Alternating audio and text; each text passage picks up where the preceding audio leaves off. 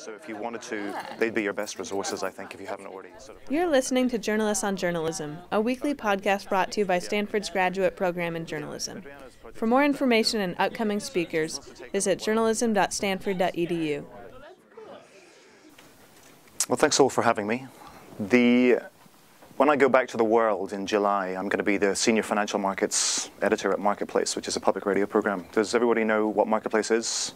Okay, has everybody heard it? Okay, so I recently pitched them a story and they said no. it's usually the state of things, I'm afraid, but keep pitching. I came to journalism pretty late. When I was growing up, I didn't like journalism at all. I mean, I hated journalists. And the reason for this was because my father was in the military, and he would come back from various deployments, and he would moan on and on about how reporters would go to the places where he was deployed, and they would, write half-assed stories that were inaccurate and poorly sourced and didn't even get, the details of numbers or locations right. So it was kind of drummed into me early on that, reporters were pretty much scum and to be avoided at all costs. So I joined the Marines myself at 17. They put me through university, and then I became an officer in one of the Royal Marine Commando units. And I myself was deployed to various nasty parts of the world where reporters came and talked to a few people, and then talked to some people in the rear echelon. I went back and wrote half-assed stories that were inaccurate and bore no relation really to what was happening on the ground. So that concept of reporters and reporting was really kind of really layered deep inside me. But as time went on in the Marines, I got a little bit bored of that job, even as an officer. And at one point, we were deployed in Kuwait, on the northern border of Kuwait, because we thought that the Iraqis were going to invade a second time. This was post-Gulf War I. So we dug in and waited for them to come, and they didn't come. So things died down, and then the press came out, as they do usually at the end of things, and they wanted to interview people. So somebody had to take them around, and I was working in intelligence at that time, because whenever the shooting stops or the shooting doesn't start, there's very little work to do in intelligence.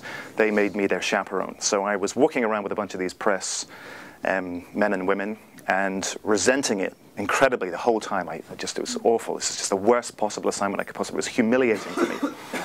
But the more time I spent with them, the more I realized that these were actually pretty nice people, and they sounded like they had a really interesting job, and a lot of them would, the drop of the hat, they'd travel around the world and do interesting things and see interesting people, which of course was one of the reasons that I joined the Marines in the first place, was to do all that kind of traveling. And the more I talked to them, the more I realized that reporting work is actually a lot like military intelligence work. Okay, you have people who go out and get information for you. You then have to process that information, and then you have to disseminate it, which is essentially what reporting is all about, right? Especially if you're on the editing side. You're the person who kind of controls that, which is it's the head of an intelligence cell, was what I was doing. So I could see there was a lot of cross-pollination between what these reporters were doing and what I was doing, and I thought, well, seeing as I'm getting a bit bored of the core now, maybe this is what I should do. But then a friend suggested that I try Hong Kong, because a number of organizations were setting up bureaus out there. So I thought, well, that sounds interesting. Then a friend of mine who was based there as a lawyer, and he had a room that I could stay in. So off to Hong Kong it was. And this was a great thing for me. I quit the Corps. I thought, right, I'm going to start my traveling, going to get out there. The other thing that I realized, of course, about starting as an entry-level reporter in journalism is like a cub reporter, basically. You're going to be there covering a beat day after day, and you're not going to be moving. All right, you all know how it is. You've heard about the stories of people who've started at the very, very bottom of the journalism tree, with no training or experience. You've got to work your ticket, and that can take years. And I really didn't want to get stuck in Scotland for years. When I got to LA, I remember getting into the car and driving down the freeway and turning on the radio, and Marketplace came on, and I was just, wow, this is amazing. It's just such a great show. It's got like this great sound. They're not taking themselves too seriously. It sounds fun. It was a real revelation to me. So I thought, well, maybe I can pitch some ideas, right? So I pitched, and they told me to fuck off. So I pitched, and I pitched again, and eventually they started taking ideas, and it took about a year of pitching, I'm serious, before they even took on a single idea. But when you're in, and they know who you are, and you're something that they know you're someone that they can deal with and they can trust, then they start to take your stories. And then I thought, well, maybe I could see if I could apply for jobs. So I applied for jobs, and they turned me down. I applied for more jobs, and they turned me down. And then I thought, well, maybe I'll take some vacation time and intern. So I went and did that a couple of times. And fortunately, I went in during one vacation. And fortunately for me, not for obviously the people involved, but that was the day that Katrina hit. And they were snowed, and obviously they needed to get the story. And I was able to show that I was able to, do the things that good journalists do, right? Find sources, write stories quickly, get it out on the air. So I built some trust there. And a year later, I got a phone call from Tess Vigland, who's the Marketplace Money host, saying, look, you've sent in your resume 100 times, but you look like you're more of an editor than a reporter. Would you like to try out for a job as an editor? So I thought, okay. So I went in, I tried out, and I liked it, and they liked me. So we did the back and forth, and then I arrived at Marketplace. Now this is in 2007, March of 2007. And it was at this period that we were just starting to feel like the riches of the financial, or the credit crunch, right? Credit was drying up. We could start to see some companies, putting out warning signals about the kind of deals that they were holding, about the assets that they had. And I'd been covering what's called the securitization market for like 7 or 8 years at this point. So I knew this stuff backwards. So I was in a really, really good position to kind of guide coverage at Marketplace. So I felt that I was an asset. They clearly felt that I was an asset. It was the perfect place to be at that time, because I wanted to become more of a generalist, but at the same time, I wanted to be able to bring focus onto areas of the market that I think people needed to understand. So that's when we came up with the whiteboard. Okay, I won't do anything on the whiteboard now, but essentially, people were saying, how does this CDO thing work? And I would explain it, and people would be like, yeah. And then I'd explain it again, they'd be like, yeah. And then a couple of weeks later, I'd come up with an analogy when I was teaching at the previous job, and I was training new reporters, and I used this analogy, which is of like a champagne bottle pouring through a cascade of glasses. And suddenly they're like, oh my God, now I get how this thing works. And somebody recorded it on a cell phone. And they, without my knowing, they put it up on the web. And it went completely viral. I think it went 200,000 hits in like 5 days. It was insane. It went mad. And then it's gone, even more. That particular video just went ballistic. I think it's up to like 2 million hits now. And it's went all around the world. So we realized two things. Firstly, that we can do stuff on the web.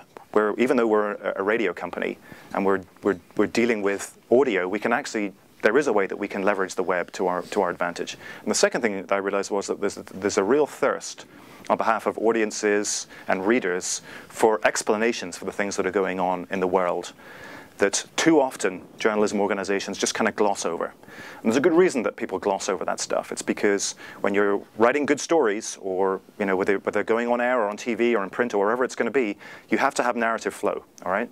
We all know that. If you don't have narrative flow, if you force the reader to step out and go down some tangent, you're going to lose the reader's attention. Everybody knows that, which is why when you're reading about, I don't know, credit default swaps, say, in the markets, even the New York Times isn't going to say, this is what a credit default swap is, right? It's going to use maybe a sidebar or something.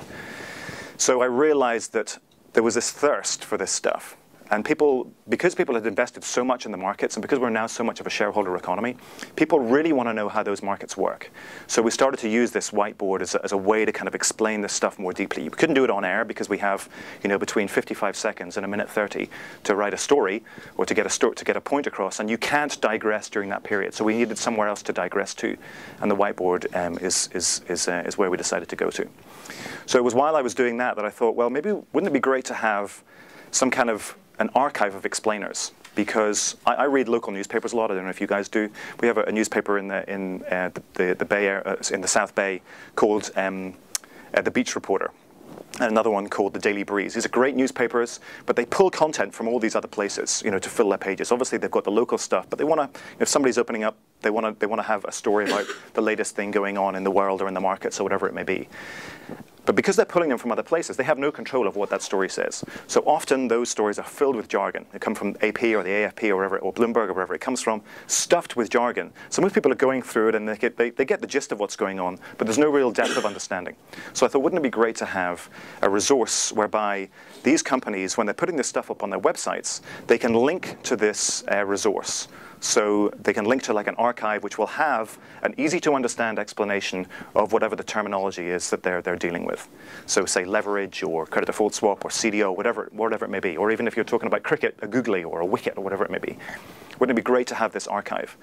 So that's what I pitched to the fellowship, and that's what I've been working on this year, is sort of creating that archive and exploring the best way to populate it, whether it be through partnerships or through the crowd, and the best way to fund it, whether it should be done independently, whether we should use advertising, whether we should use a non-profit. So that's kind of what I've been doing this whole year. It's been an interesting process. I can talk to you a little bit more about that if you're interested in hearing some more about it. It's run into some problems that I didn't anticipate at all, and it's actually changed quite a lot in terms of the way that I think it would best function. But it's, we've only got a couple of more months before I have to pull the trigger on this thing, if I'm going to pull the trigger on it at all. But it's Stanford, right? There's a lot to do here. So, I've been focused on a lot of other things and trying to get everything crammed into that small space, as I'm sure you all guys are doing as well. So that's my career, my project. Maybe a little bit about my point of view. So if you have any questions, please fire away. You've been listening to Journalists on Journalism. Find more speakers at journalism.stanford.edu.